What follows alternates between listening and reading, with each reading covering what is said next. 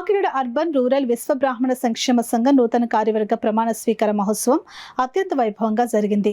సంఘం అధ్యక్షులుగా చెల్లూరు సత్యనారాయణ, ప్రధాన కార్యదర్శిగా పుట్ట భాస్కర్ రావు, కోశాధికారిగా నాగోజు శివబాలలు ప్రమాణ స్వీకారం చేశారు. కాకినాడ డి కన్వెన్షన్ హాల్లో కాకినాడ అర్బన్ రూరల్ విశ్వ బ్రాహ్మణ సంక్షేమ సంఘం నూతన కార్యవర్గ ప్రమాణ స్వీకార మహోత్సవం సంఘం రాష్ట్ర నాయకులు నెల్లిపూడి ఉదయ భాస్కర్, ఆవుపాటి ఉమాశంకర్ల ఆధ్వర్యంలో ఘనంగా జరిగింది. ఈ కార్యక్రమానికి ముఖ్య అతిథులుగా ముప్పన పురుషోత్తం, చుండ్రు శ్రీరామచంద్ర ప్రసాద్, డివివిఎస్ఎన్ రెడ్డి, మాజీ డిప్యూటీ కలెక్టర్ జ్యోతిలు హాజరయ్యారు. ఈ సందర్భంగా నూతన అధ్యక్షులు చెల్లూరు సత్యనారాయణ మాట్లాడుతూ, విశ్వ బ్రాహ్మణ సామాజిక వర్గపరంగా రాష్ట్రంలో లక్షలాది మంది విశ్వ బ్రాహ్మణులు ఉన్నప్పటికీ ఇప్పటి వరకు అన్ని రాజకీయ పార్టీలకు ఓటు బ్యాంక్ మాదిరిగా మాత్రమే ఉపయోగించుకుని అనంతరం అధికారం చేపట్టి తనకున్న సమస్యలను ప్రభుత్వాల దృష్టికి తీసుకుని వచ్చినప్పటికీ కూడా చట్టసభలో వివరించి చెప్పే నాయకుడు లేకపోవడంతో తామంతా ఏకతాటిపై ఉండి ఇప్పటికైనా తమ సమస్యలను తామే ప్రభుత్వాల దృష్టికి తీసుకుని వెళ్లి పరిష్కరించుకుంటూ సంసిద్ధంగా ఉన్నారని అన్నారు.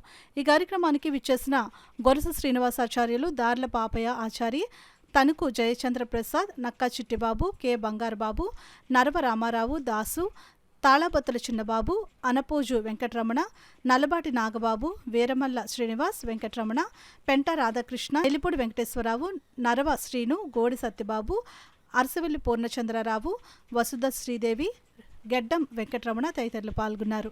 వీళ్ళకి చెప్పేది నేను ఒకటే, నా పేరు ఉదయ భాస్కర్, నేను స్టేట్ నాయకుడిని.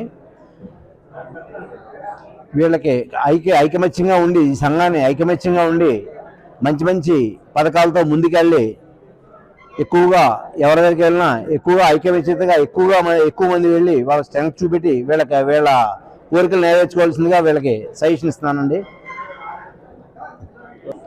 ముఖ్యంగా ఈ అకామిడేషన్ కల్పించినటువంటి మా ద్వారంపూడి చంద్రశేఖర్ రెడ్డి గారికి మా సంఘం తరపున కృతజ్ఞతలు తెలుపుతూ వారి రుణం తీర్చుకుంటామని చెప్పేసి నేను ప్రామిస్ చేస్తున్నాను. Kakinada urban and rural Vishwabrahmana సంక్షేమ సంఘం ఏర్పరచుకున్న తర్వాత మొట్టమొదటిగా మేము అంతా కృషి చేసి, మాకు కమ్యూనిటీ హాల్ అనేది లేదు. ఆ కమ్యూనిటీ హాల్కి రాబోయే ప్రభుత్వాలు ఏదైనప్పటికీ కూడా మాకు అది మంజూరు చేయాలి. అలాగే మా కుల వృత్తుల మీద ఏదైతే పెన్షన్ ద్వారా 50 సంవత్సరాలు పైబడిన వారికి పెన్షన్ ద్వారా మాకు ఉపాధిని కల్పించాలి.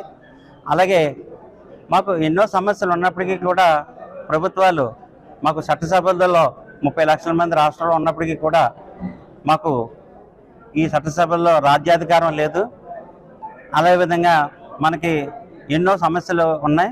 ఆ సమస్యలందుకు అధిగమించడానికి ఈ సంఘం ముందుకు వెళ్తుందని తెలియజేస్తున్నాను. Thank you.